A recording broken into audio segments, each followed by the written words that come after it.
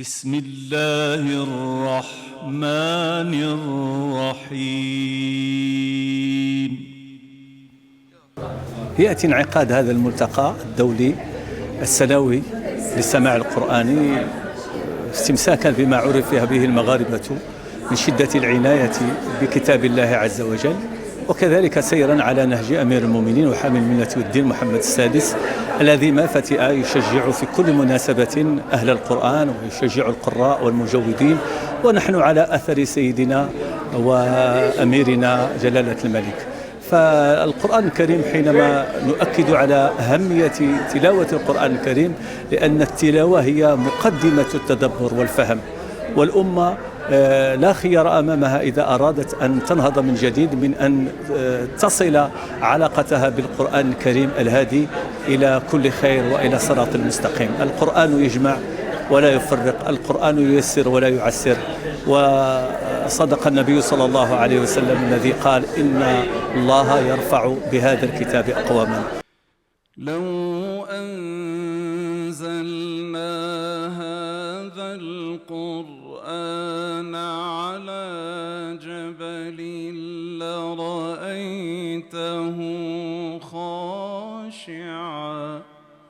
حياكم الله، وأشكر أهل هذا الملتقى المبارك الطيب وكل من حضر وكل من شارك وكل من ساهم فيه، والإخوة القراء الذين أتوا من دول العالم لإنجاح هذا البرنامج الرائع الراقي.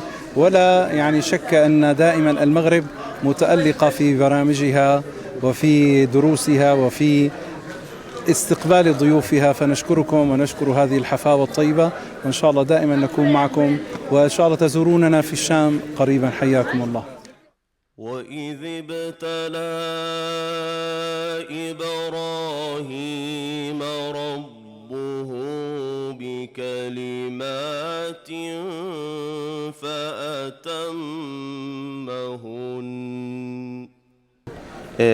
فصراحة من أجمل الملتقيات التي تشرفنا بالقراءة فيها، فلقد زرنا ملتقيات كثيرة في دول كثيرة، ولكن مش أول مرة نيجي للمغرب، فأتينا مرارا في الدروس الحسنية. قد استضافنا جلالة الملك محمد السادس حفظه الله ونصره، وبصراحة في روحانيات كبيرة جدا، وهذا إن دل فإنما يدل إن شاء الله على الإخلاص على المقيمين على هذا الملتقى.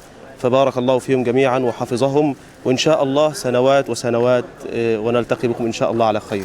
فإذا بنا نأتي اللحظة إلى أيقونة الحفل وذرته وجوهرة تاجه، حيث هذه الدورة هي دورة العلامة الشيخ سيدي محمد الكنتاوي. فصفقوا بحرارة على صعود هذا الشيخ الجليل وهذه القامة العلمية، الشيخ سيدي محمد الكنتاوي، أحد أشهر المقرئين المغاربة وأساتذة التجويد البارعين، زرع محبة كتاب الله في نفوس الأجيال، وهؤلاء القراء يحضنون ويقبلون ويلتمون تلك الأكف التي طالما دعت وخطت وسطرت وصححت ووجهت هذا الشيخ الجليل من مدينة تافلالت العريقة. حفظ القرآن الكريم في بداية مساره العلمي والقرآني، مثل المغرب في أكبر المحافل الدولية.